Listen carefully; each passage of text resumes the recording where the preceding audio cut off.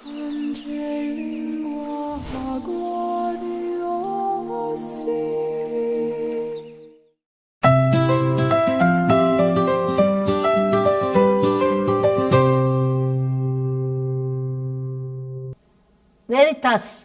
தமிழ் நண்பர்களுக்கு இதோ உங்களது நண்பி அருட்சகோதரி மார்கரெட் டெய்சியின் அன்பான வணக்கங்கள்.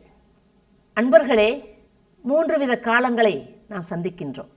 ஒன்று கடந்த காலம், மற்றொன்று எதிர்காலம், வாழ்ந்து கொண்டிருப்பது நிகழ்காலம். நம்மில் பலர் நமது உடல்தான் நிகழ்காலத்தில் இருக்கும். ஆனால் நம்மளுடைய எண்ணங்களும் நினைவுகளும் எய்தர் கடந்த காலம் ஆர் எதிர்காலம். கடந்த காலத்தில் வாழ்வதென்பது கல்லறையில் சமைத்து சாப்பிடுவதற்கு சமம். சவங்களோடு உங்களுக்கு என்ன சவகாசம்? ஏனென்றால் கடந்த கால நிகழ்வுகள் எல்லாம் கல்லறைக்குள் இருக்கின்ற சவங்களானவை. அதை தோண்டி பார்க்கும்போது வேதனையும் நாற்றமும் தான் அடிக்கும். விட்டு தள்ளுங்கள். கடந்தது கடந்ததாக இருக்கட்டும், நடப்பது நல்லதாக நடக்கட்டும். அடுத்ததாக ஒரு சிலர் எதிர்காலத்திலேயே வாழ்ந்து கொண்டிருப்பார்கள். எப்போ பாருங்க திட்டம் போடுறது தான். வெறும் திட்டமாக இருக்கும், ஒன்றும் செயல் இருக்காது. இப்படிப்பட்டவர்கள் ஆகாயத்தில் கோட்டை கட்டி கொண்டிருப்பவர்கள். அந்த கோட்டையில் யாராவது வாழ முடியுமா? இவர்கள் இரு குழுவை தவிர 3வது குழுவினர் இருக்கிறார்கள். அவர்கள்தான் சரியானவர்கள், நிகழ்காலத்தில் வாழக்கூடியவர்கள். நிகழ்காலத்தில் வாழ்பவர்கள் நிதர்சனமானவர்கள், நிலையான வீடை இந்த பூமியில் கட்டி வாழ்ந்து கொண்டிருப்பவர்கள். இந்த கடந்த காலத்தில் வாழ்பவர்கள் கவலையிலேயே படுத்து உறங்குபவர்கள். எதிர்காலத்தில் வாழ்பவர்கள் நல்ல இழுத்து போர்த்தி கொண்டு கனவு கண்டு கொண்டே இருப்பார்கள். இதோ நீங்கள் நிகழ்காலத்தில் வாழ வேண்டுமா? ஒரு சிறு கதை. அது மட்டுமல்ல, எல்லோருமே தன்னை மட்டும்தான் பார்த்துக்கிட்டு இருக்காங்க. எனக்கு மட்டும் ஏன் இப்படி, எனக்குன்னு வந்து அமையுது. இந்த கடவுளுக்கு கண்ணு இல்லையா? எவனோ இருக்கிறான், எப்படியோ இருக்கிறான். அவனுக்கெல்லாம் துன்பம் வர மாட்டேங்குது. அவனுக்கெல்லாம் ஒரு கவலை கண்ணீர் இல்லை.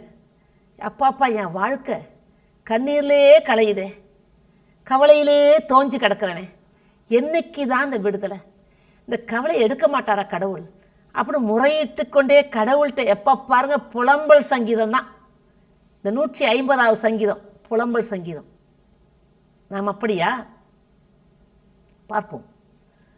அதாவது கடவுள்கிட்ட யார் வந்தானோ, ஆண்டவரே எனக்கு இந்த பிரச்சனையை தீர்த்து கொடுங்க, இந்த கவலையை போக்குங்க, இந்த எனக்கு நான் கேட்டுக்கிட்டு இருக்க அந்த வரத்தை கொடுங்க, எப்போ பாருங்க அப்படியே நச்சரிச்சுக்கிட்டு இருக்கிறது. அவன் நல்லா இருக்கான், இவன் நல்லா இருக்கான், எனக்கு தான் தீராத கவலை, எவ்வளோ சுமைகள், பாப்பா அப்படி கடவுள்கிட்ட புலம்புனப்ப எனக்கு தெரியாது, எனக்கு இதில் விடுதலை வேணும், அவனை போல் நான் நல்லா இருக்கணும், இவனை போல் நான் நல்லா இருக்கணும் அப்படின்னு சொல்கிறான். அப்போ கடவுள் சொல்கிறாரு, சரி, நாளைக்கு எல்லாரும் அவங்கவுங்கள்ட்ட இருக்கிற கவலை பிரச்சனையை மூட்டை கட்டி இந்த பொது இடத்துக்கு கொண்டு வாங்க அப்படின்னு இந்த ஆலயத்துக்கு முன்னாடி இருக்கிற இந்த மைதானத்துக்கு கொண்டு வர சொல்லிட்டார்.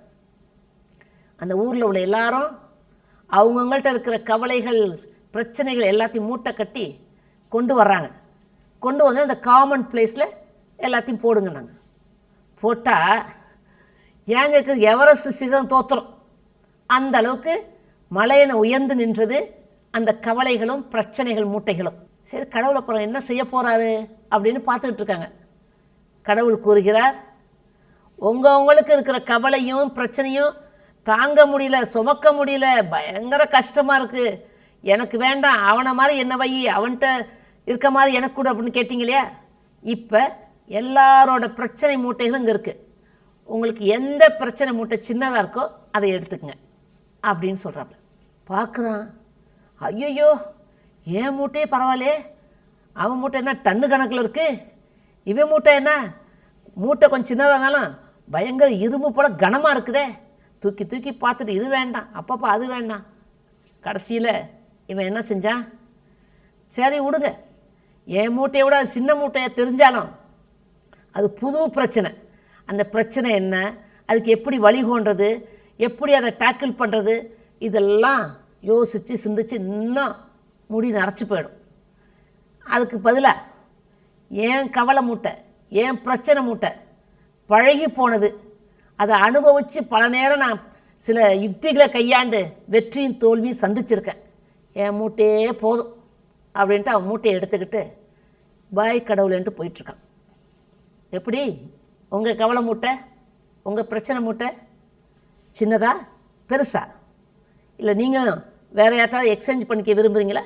இல்லை உங்களோட பிரச்சனை மூட்டையை நீங்களே சுமந்து இன்னும் கொஞ்சம் அறிவு ஜீவிகளா, அனுபவசாலிகளா, சரியான யுக்தியை கண்டுபிடிச்சி வெற்றி பெற முடியும் இல்லையா? முடியும், நம்புகிறேன். நீங்கள் உங்களை நம்புங்க, வெற்றி அடைவீர்கள். மீண்டும் அடுத்த பகுதியில் உங்களை சந்திக்கும் வரை உங்களிடமிருந்து விடைபெறுவது உங்கள் நண்பி அருட்சகோதரி மார்கரெட் டெய்சி.